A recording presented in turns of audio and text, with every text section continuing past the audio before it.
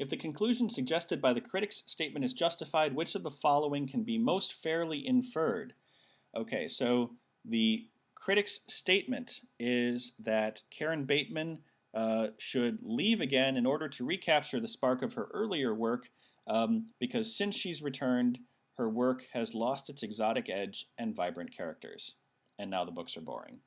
So the critic is saying, hey, since she got back, she's been boring. Maybe she should go go away again, and be interesting again, tying where she is to the quality of the books that she's writing.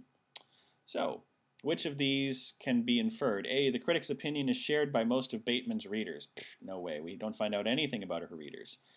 B, Bateman's novels were at least partly autobiographically inspired. Well, if where she is as a person in real life affects the quality of her books, it's certainly tempting to say that there's some sort of autobiographical element involved. When she's doing something somewhere away from home, it appears to affect what she writes about. Let's check the other ones, though.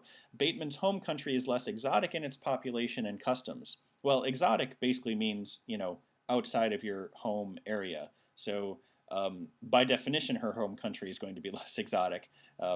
Basically, any place that's not where you're from is exotic. So that can't be right.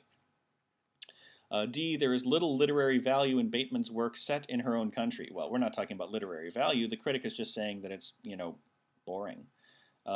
Disappointingly familiar.